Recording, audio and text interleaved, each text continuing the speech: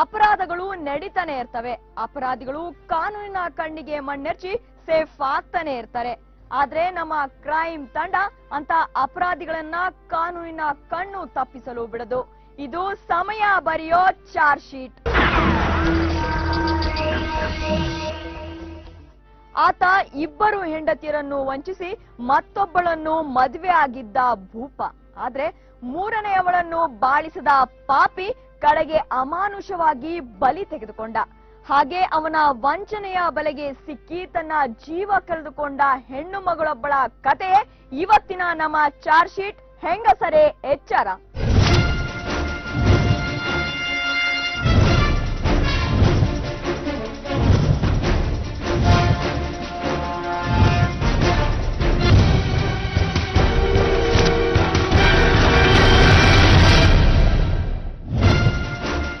Fans, ನಮಗೆ ಗೊತ್ತು ಇವತ್ತಿನ ಕತೆಗಾಗಿ ನೀವು ತುಂಬಾ ಕ್ಯೂರಿಯಾಸಿಟಿಯಿಂದ ಕಾಯ್ತಾ ಇದ್ದೀರಿ ಅಂತ ನಮಗೆ ಚೆನ್ನಾಗಿ ಗೊತ್ತು. Once again the story is come from Kempegowda Nagar, Bengaluru.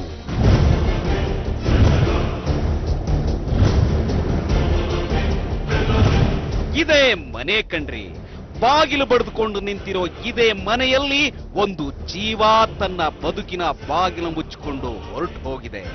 ಆ ನತದೃಷ್ಟ ಜೀವದ ಹೆಸರೇ ಶ್ವೇತಾ. ಶ್ವೇತಾ ಯಾರೇ ನೋಡ್ಲಿ ಕಣ್ರಿ, ನೋಡಿದ ಕೂಡ್ಲೆ ಅಲ್ಲೊಂದು ಸಣ್ಣ ಗೌರವ ಹುಟ್ಟು ಬಿಡುತ್ತೆ. ಅಂತ ಗೌರವರ್ಣದ ಚೆಲುವೆ ನಮ್ಮ ಶ್ವೇತಾ. ಚಿಕ್ಕಮಗಳೂರು ಜಿಲ್ಲೆಯ ಶೃಂಗೇರಿ ಶ್ವೇತಾಳ ಹುಟ್ಟೂರು. ಓದ್ಕೊಂಡಿದ್ಲು ಕಣ್ರಿ. PUC ವರೆಗೂ ಓದ್ಕೊಂಡು 7 ವರ್ಷಗಳ ಹಿಂದೆ ಬೆಂಗಳೂರಿಗೆ ಕೆಲಸ ಹುಡ್ಕೊಂಡು ಬರ್ತಾಳೆ ಶ್ವೇತಾ.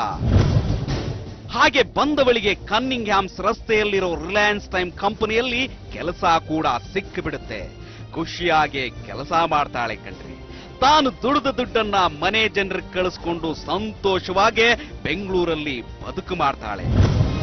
ಹಾಗೆ ಸಂತೋಷವಾಗಿದ್ದಾಗಲೇ ಇವಳ ಬಾಳಿಗೆ ಎಂಟ್ರಿ ಕೊಟ್ಟ ಖತರ್ನಾಕ್ ಕದಿಮ ಪ್ರಸಾದ್. ಹೆಂಗಿದಾನ್ ನೋಡ್ರಿ.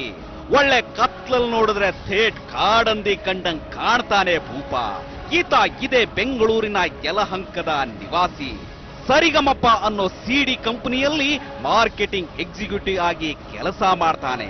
ಹಾಗೆ ಕೆಲಸದ ನಿಮಿತ್ತ ಶ್ವೇತಾ ಇದ್ದ ಕಂಪನಿಗೆ ಬಂದೋನು ಶ್ವೇತಾಳ ಸೌಂದರ್ಯಕ್ಕೆ ಮಾರ್ ಹೋಗ್ತಾನಲ್ರಿ. ಸಿಸ್ಟರ್ ರಿಲಯನ್ಸ್ ಟೆನ್ಸಲ್ಲಿ ವರ್ಕ್ ಮಾಡ್ತಿದ್ರು ಕನ್ನಿಂಗ್ಹ್ಯಾಮ್ ರೋಡಲ್ಲಿ. ಆವಾಗ ಏನಾಯ್ತು, ಅವರು ಮಾರ್ಕೆಟಿಂಗ್ ಆಗಿ ಬರ್ತಿದ್ರಲ್ವಾ, ಆವಾಗ ಈಗ ನೋಡ್ಬಿಟ್ಟು ಏನೋ ಕೇಳಿದ್ದಾರೆ.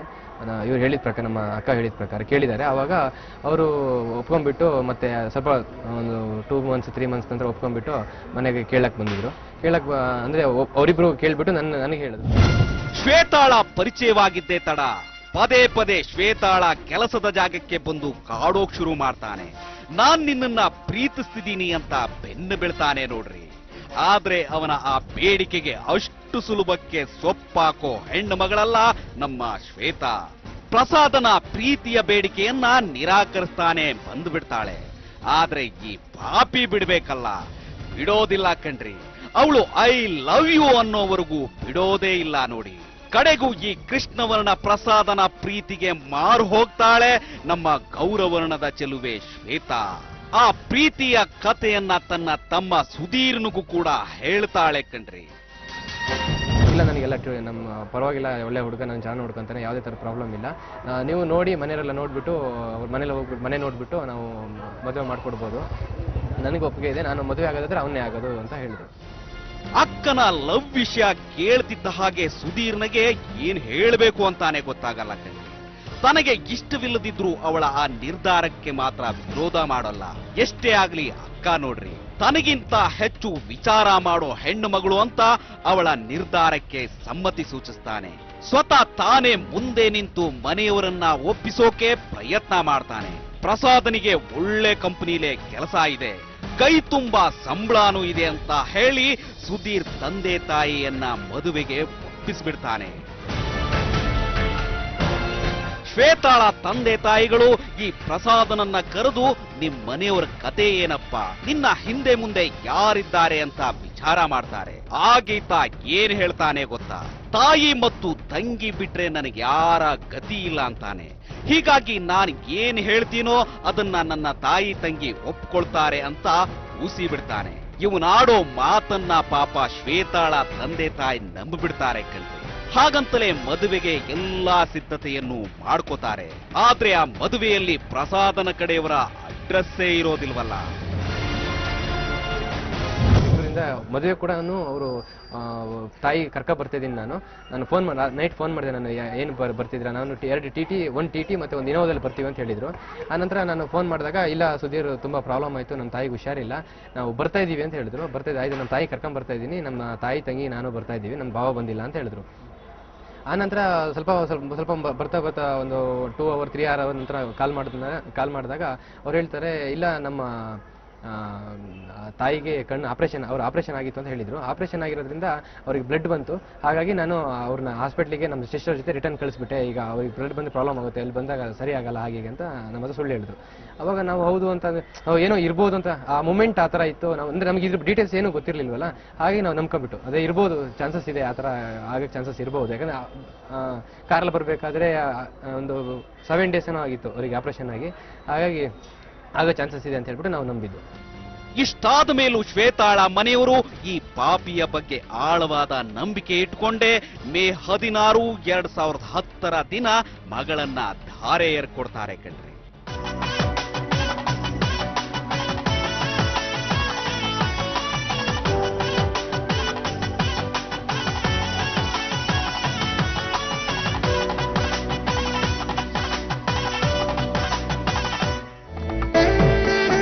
ಹೀಗೆ ಶಾಸ್ತ್ರೋಕ್ತವಾಗಿ ನಡೆದ ಮದುವೆ ಶ್ವೇತಾಳ ಬದುಕಿನ ಸುಖ ಸಂಸಾರಕ್ಕೆ ನಾಂದಿಯಾಗತ್ತೆ ಅಂತಾನೆ ಎಲ್ಲರೂ ಭಾವಿಸ್ತಾರೆ.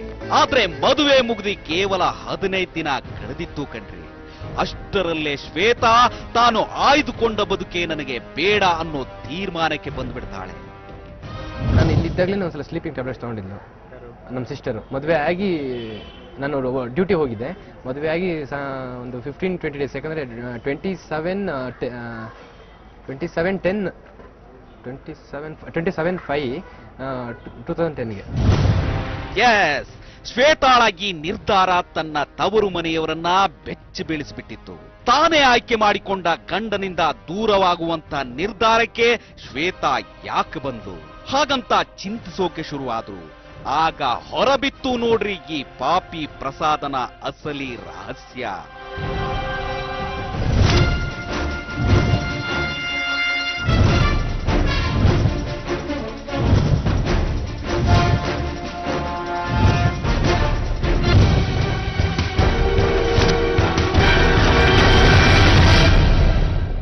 ಕಾಡಿಬೇಡಿ ಮಮತಾಳನ್ನ ಮದ್ವೆ ಆದ ಪ್ರಸಾದ್ ನಿಜಕ್ಕೂ ಮನೆಗೆ ಯಾಕೆ ಬರ್ತಿರ್ಲಿಲ್ಲ, ಅವನ ಅಸಲಿ ಅವಾಂತರ ಏನು ಅನ್ನೋದನ್ನ ಹೇಳ್ತೀವಿ ಒಂದು ಬ್ರೇಕ್ ನ ನಂತರ. Dry hair, rough hair, hair fall, dandruff, split ends ಮತ್ತು ಬಾಲ್ನೆಸ್, ಈ ಎಲ್ಲಾ ಸಮಸ್ಯೆಗಳಿಗೂ ಒಂದೇ ಪರಿಹಾರ, ನಿಸರ್ಗಾಲಯ ರೂಟ್ ಹೇರ್ ಆಯಿಲ್. ಬುಡವನ್ನು ದೃಢ ಮಾಡಿ, ರೂಟ್ ಸೆಲ್ಸ್ ಗಳನ್ನು ಆಕ್ಟಿವ್ ಮಾಡಿ, ಹೊಸ ಕೂದಲು ಬೆಳೆಯುವಂತೆ ಮಾಡುತ್ತದೆ. ನಿಸರ್ಗಾಲಯ ರೂಟ್ ಹೇರ್ ಆಯಿಲ್ ಎಲ್ಲಾ ಪ್ರಮುಖ ಮೆಡಿಕಲ್ ಮತ್ತು ಆಯುರ್ವೇದಿಕ್ ಅಂಗಡಿಗಳಲ್ಲಿ ಲಭ್ಯ. ಸಂಪರ್ಕಿಸಿ 9379813355. ಮನೆಗೆ ಲಿಫ್ಟ್ ಹಾಕಿಸ್ಲೇಬೇಕು. ಮಂಡಿ ನೋವಿಗೂ ಮಿರಾಕುಲ್ ಇದೆ. ಬೆನ್ನು, ಸೊಂಟ, ಮಂಡಿ ನೋವಿಗೆ ಮಿರಾಕುಲ್ ಆಯುರ್ವೇದಿಕ್ ಪೇನ್ ಕಿಲ್ಲರ್ ಆಯಿಲ್. ನೀವು ತುಂಬಾ ತೆಳ್ಳಗಿದ್ದೀರಾ? ಹಾಗಿದ್ದಲ್ಲಿ ಯಾವುದೇ ಅಡ್ಡ ಪರಿಣಾಮಗಳಿಲ್ಲದೆ 5 ರಿಂದ 10 kg ದೇಹದ ತೂಕವನ್ನು ಹೆಚ್ಚಿಸಿ ಸುಂದರವಾಗಿ ಕಾಣಲು ಇಂದೇ ಖರೀದಿಸಿ ಆಯುರ್ವಿನ್ ರವರ ನ್ಯೂಟ್ರಿಗೇನ್. ಪ್ರಮುಖ ಮೆಡಿಕಲ್ ಮತ್ತು ಆಯುರ್ವೇದ ಅಂಗಡಿಗಳಲ್ಲಿ ಲಭ್ಯ. ಸಂಪರ್ಕಿಸಿ 9342511911. ವಿಶೇಷ ಪ್ರಕಟಣೆ, ರಾಜ್ಯಾದ್ಯಂತ ಮಂಕಿ 555 ಪೊರಕೆಯ ಮೇಲೆ 25 ರೂಪಾಯಿಗಳ ಭರ್ಜರಿ ಡಿಸ್ಕೌಂಟ್ ಇದೆ. ಓಝೋನ್ ಹರ್ಬಲ್ ಫ್ಲೋಟ್ ಲಿನ ಜೊತೆ ಕೊಂಡಾಗ ಈ ಕೊಡುಗೆ ಲಭ್ಯವಿದೆ. ನೀವು ಒಂದು ಟಿವಿ ಆಗಿದ್ರೆ ಪವರ್ ಕಟ್ ನಲ್ಲಿ ನಿಮ್ ಸ್ಥಿತಿ ಹೀಗಿರುತ್ತೆ. ಆದರೆ ಪವರ್ ತಿರುಗಿ ಬರೋವಾಗ ಹೀಗಾಗತ್ತೆ. ವಿ-ಗಾರ್ಡ್ ಸ್ಟೆಬಿಲೈಸರ್ಸ್ ನಿಮ್ಮ ಟಿವಿಯನ್ನು ರಕ್ಷಿಸುತ್ತದೆ ಎಲ್ಲಾ ವಿಧವಾದ ಆಘಾತಗಳಿಂದ. ಶೇರ್ ಮಾರ್ಕೆಟ್ ಬಿದ್ದೋಯ್ತು, ರಿಯಲ್ ಎಸ್ಟೇಟ್ ಲಾಸ್ ಆಯ್ತು. ಚಿನ್ನ ಯಾವತ್ತೂ ನಿಮ್ ಕೈ ಬಿಡಲ್ಲ. ಆಪತ್ಕಾಲದ ಆಧಾರ ಚಿನ್ನ ಖರೀದಿಯ ನಿರ್ಧಾರ. 10 ಗ್ರಾಂ ಚಿನ್ನ ಕೊಂಡಾಗ ಒಂದು ಜೊತೆ ಬೆಳ್ಳಿ ದೀಪ ಸಂಪೂರ್ಣ ಉಚಿತ. ಪ್ರತಿ 1 ಗ್ರಾಂ ಚಿನ್ನದ ಮೇಲೆ 51 ರೂಪಾಯಿಗಳ ಭಾರಿ discount. Making charges, stone charges ಇಲ್ಲ. ಬೆಳ್ಳಿ ಆಭರಣಗಳ ಮೇಲೆ ವೇಸ್ಟೇಜ್ ಇಲ್ಲ. ನಿಮ್ಮ ಹಳೆ ಚಿನ್ನವನ್ನು ಇಂದಿನ ಬೆಲೆಗೆ ನಮಗೆ ಕೊಟ್ಟು ನಮ್ಮ ಹಾಲ್ಮಾರ್ಕ್ ಚಿನ್ನವನ್ನು ನೀವು ಕೊಳ್ಳಿ. ಇವೆಲ್ಲ ನಿಮಗಾಗಿ ನಿಮ್ಮ RR ಗೋಲ್ಡ್ ಪ್ಯಾಲೇಸ್ ಅಲ್ಲಿ ಮಾತ್ರ. ಸಾಯಿ ಗೋಲ್ಡ್ ಪ್ಯಾಲೇಸ್ ರವರ ದೀಪಾವಳಿ ಧಮಾಕ.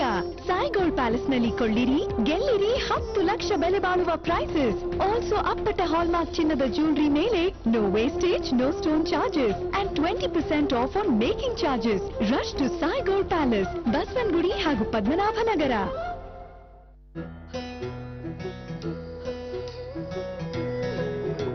ಸ್ವಾದಿಷ್ಟ ತುಂಬಾ ಇಷ್ಟ was number 1 tastiest chicken.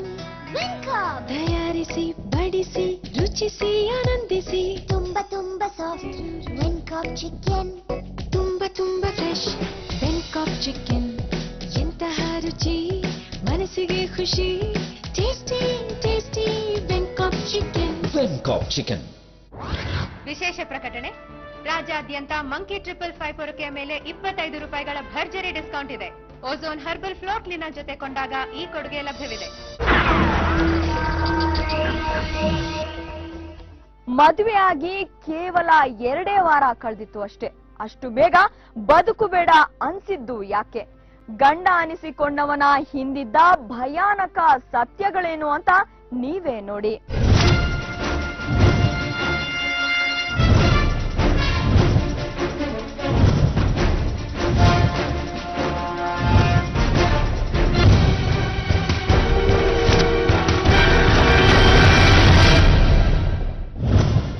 ಮದುವೆಯಾದ ಯಾವ ಹೆಣ್ಣೆ ಆಗ್ಲಿ ಕಣ್ರಿ, ಸದಾ ಗಂಡನ ಜೊತೆ ಇರೋಕೆ ಬಯಸ್ತಾ ಇರ್ತಾರೆ. ಗಂಡನೊಂದಿಗೆ ಸುತ್ತಾಡ್ಬೇಕು, ಪಾರ್ಕು, ಪಿಕ್ನಿಕ್ಕು, ಸಿನಿಮಾ, ಹೋಟ್ಲು ಅಂತ ಓಡಾಡ್ಬೇಕು ಅಂತ ಕನಸು ಕಾಣ್ತಾರೆ. ಆದ್ರೆ ಈ ಪಾಪಿ ಪ್ರಸಾದ ಲಕ್ಷಗಟ್ಲೆ ವರದಕ್ಷಿಣೆ ತಗೊಂಡು ಶ್ವೇತಾಳನ್ನ ಮದುವೆ ಆಗಿದ್ದೇ ಬಂತು. ನಂತರ 3 ದಿನಕ್ಕೆ ಮನೆಯಿಂದ ನಾಪತ್ತೆಯಾಗ್ಬಿಡ್ತಾನೆ.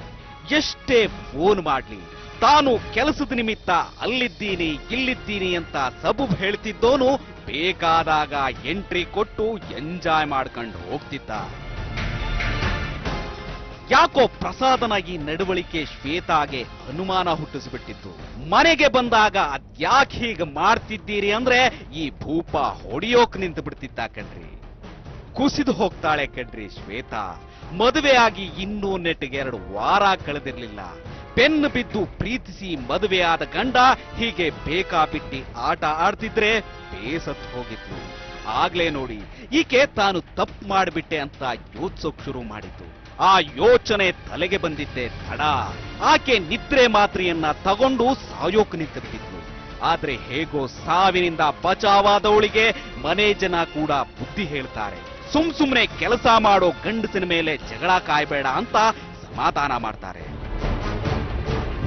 ನನಗೆ ಹೇಳಿದ್ರು, ಈಗ ನನಗೆ ಸುಮ್ಮನೆ ಟಾರ್ಚರ್ ಮಾಡ್ತಿದ್ದೇನೆ, ಯಾಕೋ ಒಂಥರ ಬಿಹೇವ್ ಅವಾಗಿನ ಥರ ಇಲ್ಲ, ಚೇಂಜ್ ಒಂಥರ ಇದು ಆಕ್ಟಿವಿಟೀಸ್ ಚೇಂಜ್ ಆಗಿಬಿಟ್ಟಿದೆ ಅಂತ ಹೇಳಿದ್ರು. ನಾವು ಅವಾಗ ಅಷ್ಟೊಂದು ಇದು ಮಾಡಲಿಲ್ಲ. ಇವಳದು ಏನೋ ಮಾತಾಡಿರ್ತಾರೆ, ಅದಕ್ಕೆ ಅವ್ರು ಆ ಥರ ಮಾಡಿರ್ತಾರೆ ಅಂತ ಹೇಳ್ಬಿಟ್ಟು ಇಲ್ಲೇ ಶೇಖರ್ ಹಾಸ್ಪಿಟಲ್ ಅಡ್ಮಿಟ್ ಮಾಡಿದ್ದು. ಕರ್ಕೊಂಡು ಹೋಗ್ಬಿಟ್ಟು ಸ್ಲೀಪಿಂಗ್ ಟ್ಯಾಬ್ಲೆಟ್ ನನಗೆ ಫೋನ್ ಮಾಡಿದ್ರು, ಸ್ಲೀಪಿಂಗ್ ಟ್ಯಾಬ್ಲೆಟ್ಸ್ ತಗೊಂಡ್ಬಿಟ್ಟಿದ್ದಾರೆ ನಿಮ್ಮ ಅಕ್ಕ ಬಾ ಅಂತ ಫೋನ್ ಮಾಡಿದ್ರು. ನಾನು ಬಂದೆ, ಮತ್ತೆ ಹಾಸ್ಪಿಟಲ್ಗೆ ಅಡ್ಮಿಟ್ ಮಾಡಿಬಿಟ್ಟು ಟ್ರೀಟ್ಮೆಂಟ್ ಎಲ್ಲ ಕೊಡಿಸ್ಬಿಟ್ಟು ಆನಂತರ ಅದು ಅವಾಗ ಅಂದ್ರೆ ನಾವು ಅಷ್ಟೇ ಇದು ಮಾಡ್ಲಿಕ್ಕೆ ಹೋಗ್ಲಿಲ್ಲ. ಇವ್ರ ಬಗ್ಗೆ ತುಂಬಾ ನಂಬಿಕೆ ಇಟ್ಕೊಂಡು. ನಿಜ, ಸುಧೀರ್ ಮತ್ತು ಅವನ ಪೋಷಕರಿಗೆ ಈ ಪಾಪಿ ಪ್ರಸಾದನ ಮೇಲೆ ಅಷ್ಟೊಂದು ನಂಬಿಕೆ ಕಣ್ರಿ. ಖುದ್ದು ತಮ್ಮನ ಎದುರೇ ಈ ಶ್ವೇತಾ ತನ್ನ ನೋವು ಹೇಳ್ಕೊಂಡ್ರು ಈ ಸುಧೀರನಿಗೆ ಭಾವನ ಮೇಲೇನೆ ನಂಬಿಕೆ ಜಾಸ್ತಿ. ಸಂಸಾರದಲ್ಲಿ ಇದೆಲ್ಲ ಇದ್ದದ್ದೇ. ಹೊರಗಡೆ ದುಡಿಯೋ ಗಂಡಸಿನ ಬಗ್ಗೆ ತಲೆ ಕೆಡಿಸ್ಕೋಬೇಡ, ಹೋಗ್ತಾ ಹೋಗ್ತಾ ಸರಿ ಹೋಗುತ್ತೆ ಅಂತ ಸುಮ್ಮನಾಗ್ಬಿಡ್ತಾನೆ. ತಮ್ಮನ ಮಾತು ಕೇಳಿದ ಶ್ವೇತಾ ಇನ್ನೇನ್ ತಾನೇ ಮಾಡೋಕಾಗತ್ತೆ ಹೇಳಿ, ನಾನೇ ಹೊಂದ್ಕೊಂಡೋಗ್ತೀನಿ ಬಿಡಿ ಅಂತ ಸಮಾಧಾನ ಮಾಡ್ಕೋತಾಳೆ. ಆದ್ರೆ ಅಕ್ಕನನ್ನ ಸಮಾಧಾನ ಮಾಡಿದ ಸುಧೀರನಿಗೆ ಯಾಕೋ ತನ್ನ ಭಾವನೆ ಮೇಲೆ ಸಣ್ಣಗೆ ಅನುಮಾನ ಹುಟ್ಟುತ್ತೆ. ಭಾವ ಯಾಕೆ ಸರಿಯಾಗಿ ಮನೆಗೆ ಬರ್ತಿಲ್ಲ, ಅಂತ ದೊಡ್ಡ ಕೆಲಸ ಏನಿರುತ್ತೆ ಈ ಆಸಾಮಿಗೆ ಅಂತ ಯೋಚನೆ ಮಾಡೋಕ್ ಶುರು ಮಾಡ್ತಾನೆ. ನೆಕ್ಸ್ಟ್ ಅವರು ಮನೆಯಲ್ಲಿ ಸ್ವಲ್ಪ ಟೈಮಿಂದ ಅವ್ರು ಮನೆಗೆ ಬರ್ತಿರ್ಲಿಲ್ಲ, ಕರೆಕ್ಟಾಗಿ ಯಾವಾಗಲೂ ಮನೆ ಬರ್ತಿರಲಿಲ್ಲ. ಸಂಜೆ ಬಂದರೆ ಬೆಳಿಗ್ಗೆ ಬರ್ತಿರಲಿಲ್ಲ, ಬೆಳಿಗ್ಗೆ ಬಂದರೆ ನೈಟ್ ಮಧ್ಯಾಹ್ನದ ಟೈಮಲ್ಲಿ ಯಾವಾಗಲೂ ಒಂದ್ಸಲ ಬರೋದು ಹೋಗೋದು ಈ ಟೈಪ್ ಮಾಡ್ತಾಯಿದ್ರು. ಹಾಗಾಗಿ ನಾವು ಅವ್ರು ಬರಲಿ ಯಾಕೆ ಬರ್ತಾ ಇಲ್ಲ ಅನ್ನೋದ್ರ ಬಗ್ಗೆ ನಮ್ಮ ಅಕ್ಕ ಸ್ವಲ್ಪ ಬೇಜಾರಾಗಿದ್ರು. ತುಂಬ ಟೈಮ್ ಗಲಾಟೆನೂ ಮಾಡಿದ್ರು ಮನೇಲಿ, ಯಾಕೆ ಬರ್ತಾ ಇಲ್ಲ ನೀನು, ಬರಬೇಕಲ್ವ ಕರೆಕ್ಟ್ ಟೈಮಿಗೆ ಅಂತ. ಆನಂತರ ನಾವು ಅದು ಎನ್ಕ್ವೈರಿ ಮಾಡಬೇಕು ಅಂತ ಹೇಳ್ಬಿಟ್ಟು ಅಂದರೆ ಸ್ವಲ್ಪ ನನಗೆ ಸ್ವಲ್ಪ ಡೌಟ್ ಶುರು ಆಯಿತು, ಯಾಕೋ ಹೀಗಿದೆ ಅಂತ. ನಮ್ಮ ಸಿಸ್ಟರ್ಗೂ ಡೌಟ್ ಶುರು ಆಯಿತು, ಯಾಕೆ ಈಗ ಬರ್ತಾ ಇಲ್ಲ ಏನು ಅಂತ. ಕಡೆಗೂ ಸುಧೀರ್ ತನ್ನ ಭಾವನನ್ನ ಫೋನಿನಲ್ಲೇ ತರಾಟೆಗೆ ತಗೋತಾನೆ ಕಣ್ರಿ. ಏನ್ ಭಾವ ನೀವು ಮಾಡ್ತಿರೋದು? ಅಕ್ಕನ್ನ ಮನೇಲಿ ಬಿಟ್ಟು ವಾರಗಟ್ಲೆ ಎಲ್ಲೂ ಹೋಗ್ತಿದ್ದೀರಿ ನೀವು ಹಾಗಂತ ಪ್ರಶ್ನೆ ಮಾಡ್ತಾನೆ. ಅದಕ್ಕೆ ಈ ಪಾಪಿಯದ್ದು ಮತ್ತದೇ ಹಳೆ ಉತ್ತರ, ನನ್ನ ಕೆಲಸವೇ ಅಂತಾದ್ದು ಬಾಮೈದ, ವಾರಗಟ್ಲೆ ಹೊರ ರಾಜ್ಯಗಳಲ್ಲಿ ಟೂರ್ ಮಾಡ್ತಿರ್ತೀನಿ, ಕೆಲಸ ಮುಗೀತಿದ್ದ ಹಾಗೆ ಮನೆಗೆ ಬಂದ್ಬಿಡ್ತೀನಿ ಅಂತ ಸಬೂ ಬೇಳ್ತಾನಲ್ರಿ. ಇನ್ನು ಈತನ ಮೇಲೆ ಸುಧೀರ್ನಿಗೆ ನಂಬಿಕೆ ಹುಟ್ಟೋದಿಲ್ಲ. ಯಾಕಂದ್ರೆ ಈ ಭೂಪ ಮದುವೆಯಾದ ದಿನದಿಂದಲೂ ತನ್ನ ಹೆಂಡತಿನ ಯಲಹಂಕದ ಸ್ವಂತ ಮನೆ ಕರ್ಕೊಂಡು ಹೋಗಿರೋದಿಲ್ಲ, ಬಾಡಿಗೆ ಮನೆಯಲ್ಲಿಟ್ಟೆ ನಾಟಕ ಆಡ್ತಿರ್ತಾನೆ ಕಣ್ರಿ. ಯಾಕಿಂಗ್ ಮಾಡ್ತಿದ್ದಾನೆ ಅಂತ ಈ ಸುಧೀರ್ನಿಗೆ ಅನುಮಾನ ಶುರುವಾಗುತ್ತೆ. ಇಲ್ಲೇನೋ ಸಮಾಚಾರ ಇದ್ದೇ ಇದೆ. ಹಾಗಂದುಕೊಂಡೋನೆ ಸೀದಾ ಹೋಗಿ ಪ್ರಸಾದನ ಮನೆ ಮುಂದೆ ನಿಂತು ಬಿಡ್ತಾನಲ್ಲ. ತುಂಬ ಡೌಟ್ ಬಂದಾಗ ನನಗೆ ತುಂಬ ಡೌಟ್ ಬಂತು, ಯಾಕೆ ಈ ಥರ ಮನೆಗೆ ಬರ್ತಾ ಇಲ್ಲ ಏನು ಅಂತ ಇದು ಮಾಡಿದಾಗ ಅವರು ಸ್ವಲ್ಪ ಮನೇಲಿ ನಾನು ಸಲ ನೈಟ್ ಅವ್ರ ಮನೆ ಹತ್ರ ಹೋಗ್ಬಿಟ್ಟು ನಿಂತ್ಕೊಂಡು ನೋಡಿದೆ, ಏನು ಬರ್ತಾ ಇಲ್ಲ ಯಾಕೆ ಮನೆಗೆ ಹೋಗ್ತಾರೆ ಅಂತ. ಯಲಹಂಕ ಅವ್ರ ಮನೆ, ಯಲಹಂಕ ವೆಂಕಟಾಲಯ. ನೈಟಲ್ಲಿ ನಾನು ನೋಡಿದೆ, ಅವಾಗ ಅವರು ಗಾಡೀಲಿ ಮನೆಗೆ ಪಾಸ್ ಆದರು. ನಾನು ಅಲ್ಲಿಂದನೇ ಫೋನ್ ಮಾಡಿದೆ, ಎಲ್ಲಿದ್ದೀರಾ ಪ್ರಸಾದ್ ಅಂತ. ನಾನು ಚೆನ್ನೈಲಿದ್ದೀನಿ ಅಂತ ಹೇಳಿದರು. ಅವಾಗ ನನಗೆ ಡೌಟ್ ಬಂತು, ಈಗ ಜಸ್ಟ್ ಹೋಗಿದ್ದಾರೆ, ಈ ಥರ ಸುಳ್ಳು ಹೇಳ್ತಿದ್ದಾರಲ್ಲ. ಅವನ ಈ ಮಾತಿನಿಂದ ತಲೆ ಕೆಡಿಸ್ಕೊಂಡ ಸುಧೀರ್ ಇನ್ನು ಸುಮ್ಮನೆ ಕೂರೋದಿಲ್ಲ. ಮಾರನೇ ದಿನಾನೇ ಸೂರ್ಯ ಹುಟ್ಟೋಕ್ಕೂ ಮುಂಚೆ ಎದ್ದು ಅಕ್ಕನ ಸಮೇತ ಯಲಹಂಕದ ಬಾವನ ಮನೆಗೆ ಎಂಟ್ರಿ ಕೊಡ್ತಾನೆ. ಅಲ್ಲಿ ಬಯಲಾಯ್ತು ನೋಡ್ರಿ ಪ್ರಸಾದನ ಓಟಿ ಡೂಟಿ ಸಮಾಚಾರ. ಅವ್ರ ಮನೆಗೆ ಒಂದ್ಸಲ ನಾವು ಹೀಗೆ ಸಡನ್ ಆಗಿ ಭೇಟಿ ಕೊಟ್ಬಿಟ್ಟು ಅವ್ರನ್ನ ಯಾರು ಫೋನು ಏನು ಇಲ್ದೈತಿ, ಸಡನ್ ಆಗಿ ಫೋನ್ ಏನು ಮಾಡ್ದೈತಿ, ನಾವು ಸಡನ್ ಆಗಿ ಅಲ್ಲಿಗೆ ಭೇಟಿ ಕೊಟ್ಟು ಮನೆಗೆ ಎಂಟ್ರಿ ಕೊಟ್ಟಾಗ ನಮ್ಗೆ ಗೊತ್ತಾಗಿದ್ದು ಅವ್ರ ಮನೆಯಲ್ಲಿ ಅವ್ರಿಗೆ ಇನ್ನೊಂದು ಮ್ಯಾರೇಡ್ ಆಗಿ ಒಬ್ಳು ಹೆಂಡತಿ ಇದ್ದಾಳೆ, ಅವ್ರ ತಮ್ಮ ಕೂಡ ಅದೇ ಮನೇಲಿ ಇದ್ದಾನೆ ಅಂತ ಗೊತ್ತಾಯ್ತು. ಅವಾಗ ನಾವು ಹೀಗೆ ಯಾಕಂದ್ರೆ ಸಡನ್ ಆಗಿ ಅವ್ರ ಮನೇಲಿ ಬಾಗ್ಲಾಕೊಂಡು ಒಳಗಡೆ ಮಲ್ಕೊಬಿಟ್ಟು ಬೆಳಿಗ್ಗೆ ಹೋದು ನಾವು ಸಾಮಾನ್ಯ ಒಂದು 5:30 ಆಗ್ಬೋದು, 5:30, 6 o'clock ಆಗಿ ಅಲ್ಲಿ ರೀಚ್ ಆಗಿದ್ದು. ಸಡನ್ ಆಗಿ ಅಂದ್ರೆ ಅವ್ರಿಗೆ ಒಳಗೆ ಮಲಗಿದ್ರು, ನಾವು ಕರೆದ್ರು ಏನೇ ಮಾಡಿದ್ರು ಹೊರಗಡೆ ಬರಲಿಲ್ಲ. ಅವರು ಇಲ್ಲ ಅಂತ ಫಸ್ಟ್ ಅವ್ರ ತಾಯಿ ಹೇಳಿದ್ರು. ಹಾಗಾಗಿ ನಾವು ತಾಯಿ ಹೇಳಿದ್ರಲ್ಲ ಅಂತ ಹೇಳ್ಬಿಟ್ಟು ಆಮೇಲೆ ಆ ಹುಡುಗಿ ಯಾರು ನೀವು ಏನು ಅಂತ ಕೇಳ್ಕೊಂಬಂದಾಗ ನಾವು ಶ್ವೇತಾ ಅವರು ಪ್ರಸಾದ್ ಅವರ ಮಿಸ್ಸಸ್, ನನ್ನ ತಮ್ಮ ಇವರು ಅಂತ ಹೇಳ್ತಾರೆ. ನೀವ್ಯಾರು ಅಂತ ನಮ್ಮ ಸಿಸ್ಟರ್ ಕೇಳಿದ್ರು. ಅವಾಗ ನಾನು ಅವ್ರ ವೈಫ್ ಅಂತ ಸಡನ್ ಆಗಿ ಹೇಳಿದ್ರು. ಅವಾಗ ನಮಗೆ ಶಾಕ್ ಆದಂಗಾಯ್ತು, ಅವರಿಗೂ ಶಾಕ್ ಆದಂಗಾಯ್ತು. ಅವರು ಶಾಕಲ್ಲೇ ಅವರು ಹೇಳಿದ ಆ ಥರ ಏನು ಈ ಥರ ಇದಾಯ್ತಲ್ಲ ಅಂತ. ಎಸ್, ಇಲ್ಲಿದೆ ನೋಡಿ ಸೇಲ್ಸ್ ಎಕ್ಸಿಕ್ಯೂಟಿವ್ ಪ್ರಸಾದನ ಅಸಲಿ ಅವತಾರ. ಈ ಪಾಪಿ ಶ್ವೇತಾಳನ್ನ ಲವ್ ಮಾಡೋಕ್ಕೂ ಮುಂಚೆನೆ ಮದುವೆ ಆಗಿದ್ದ ಕಣ್ರಿ. ಮದುವೆ ಅಷ್ಟೇ ಅಲ್ಲ, ಒಂದು ಮಗುವಿನ ತಂದೆ ಕೂಡ ಆಗಿ ಹೋಗಿದ್ದಾನೆ. ಈ ಸತ್ಯ ಗೊತ್ತಾಗಿದ್ದೇ ತಡ, ನಿಂತ ಜಾಗದಲ್ಲೇ ಕುಸಿದು ಹೋಗ್ತಾಳೆ ಶ್ವೇತಾ.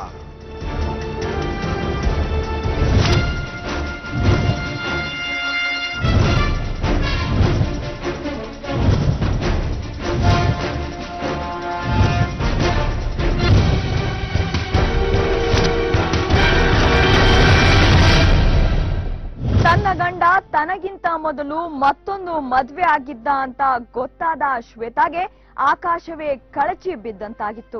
ಅನಂತರ ಏನಾಯ್ತು ಅಂತ ಹೇಳ್ತೀವಿ ಮತ್ತೊಂದು ಬ್ರೇಕ್ನ ನಂತರ.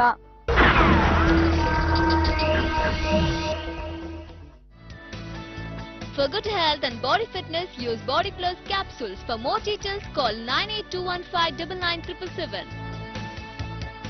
ನೀವು ತುಂಬಾ ದಪ್ಪಗಿದ್ದೀರಾ? ಹಾಗಾದ್ರೆ ದೇಹದ ತೂಕವನ್ನು ಕಡಿಮೆ ಮಾಡಿಕೊಂಡು ಸುಂದರವಾಗಿ ಕಾಣಲು ಇಂದೇ ಖರೀದಿಸಿ ಆಯುರ್ವಿನ್ ರವರ ನ್ಯೂಟ್ರಿ ಸ್ಲಿಮ್ ಪೌಡರ್ ಮತ್ತು ಕ್ಯಾಪ್ಸ್ಯೂಲ್. ಮೆಡಿಕಲ್ಸ್ ಮತ್ತು ಆಯುರ್ವೇದಿಕ್ ಅಂಗಡಿಗಳಲ್ಲಿ ಲಭ್ಯ.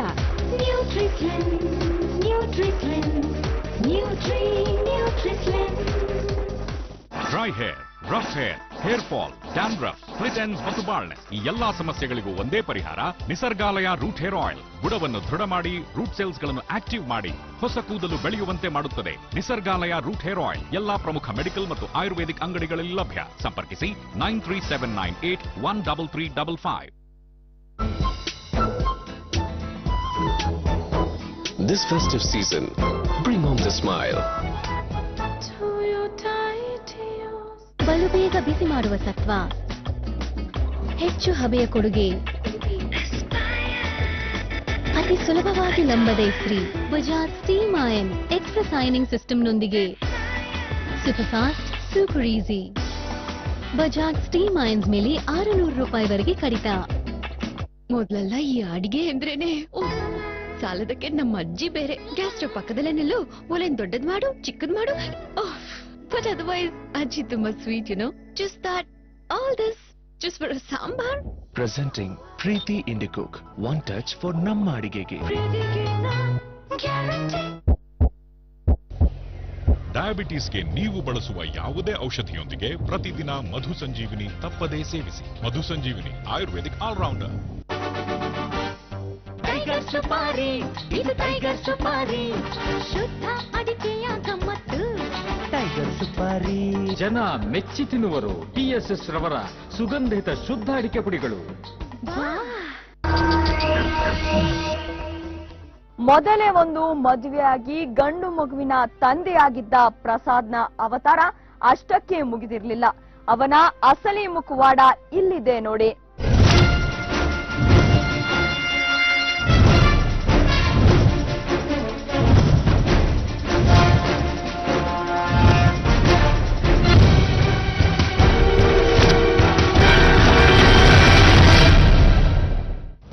ಈ ಪಾಪಿ ಪ್ರಸಾದ ಎಂತ ಹೆಣ್ಣು ಬಾಕ ಅಂತ ನಿಮ್ಗೆ ಈಗ ಹೇಳ್ತೀವಿ ಕೇಳಿ.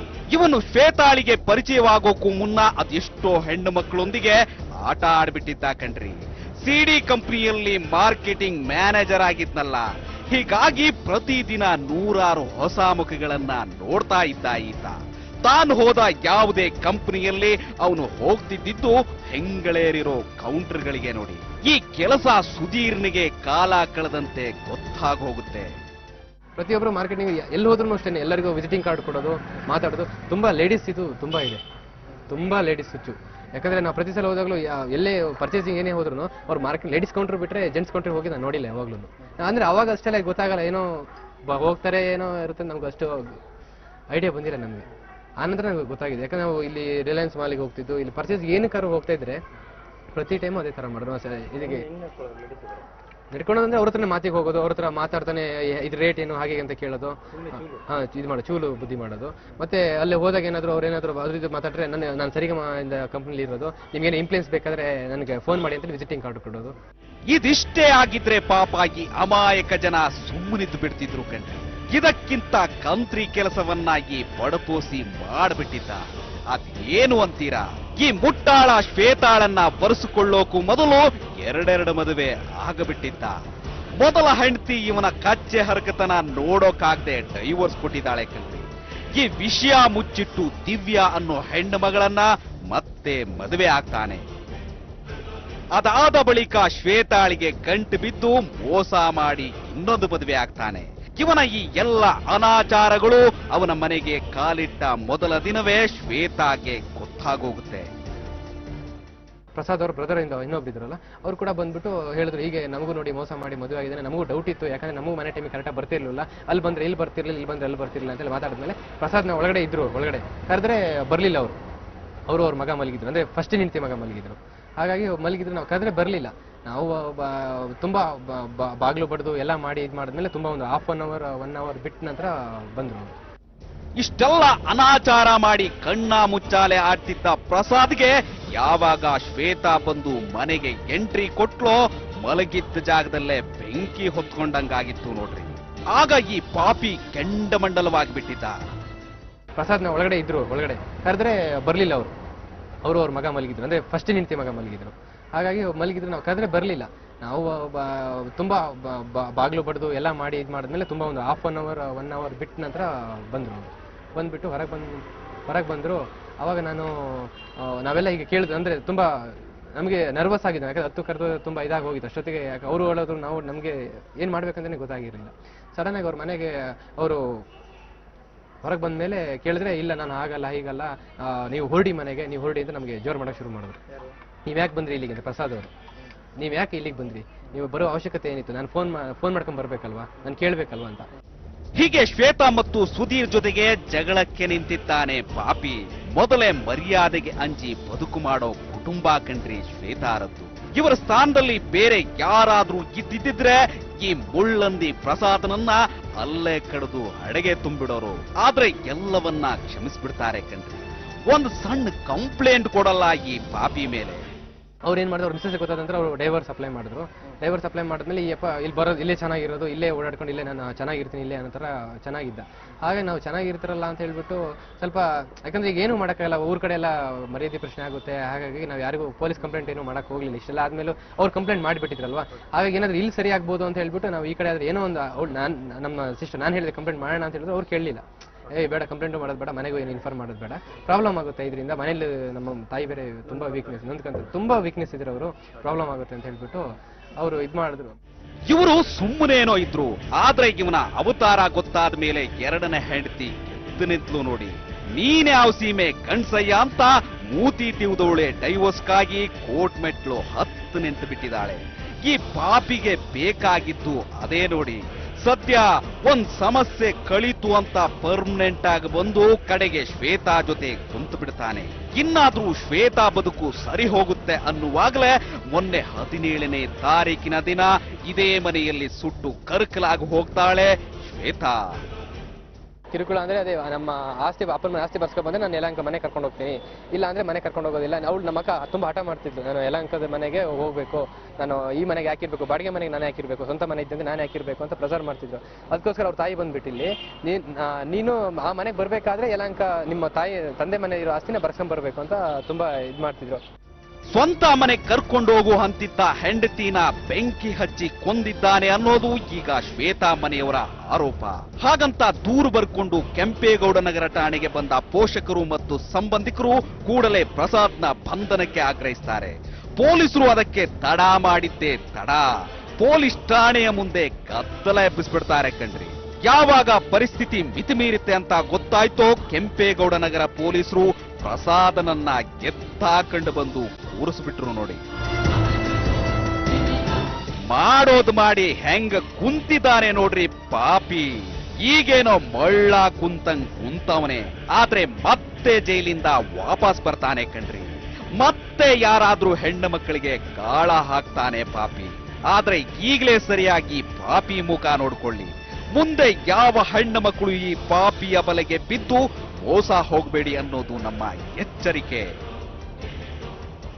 ಶ್ವೇತಾಳನ್ನ ನಂಬಿಸಿ ಕಡೆಗೂ ಬಲಿ ತೆಗೆದುಕೊಂಡ ಪಾಪಿ ಪ್ರಸಾದ್ ಈಗ ಜೈಲು ಪಾಲಾಗಿದ್ದಾನೆ. ಆತನಿಗೆ ತಕ್ಕ ಶಿಕ್ಷೆ ಆಗಲಿ ಅಂತ ಹೇಳ್ತಾ ಇವತ್ತಿನ ಎಪಿಸೋಡ್ ಮುಗಿಸ್ತಿದ್ದೇವೆ. ಮತ್ತಷ್ಟು ಕಥೆಗಳೊಂದಿಗೆ ಮುಂದಿನ ವಾರ ಭೇಟಿ ಆಗ್ತೀವಿ. ಅಲ್ಲಿವರೆಗೂ ಟೇಕ್ ಕೇರ್. ನೈಜ ಸುದ್ದಿಗಾಗಿ ನೋಡ್ತಾ ಇರಿ ಸಮಯ ನ್ಯೂಸ್.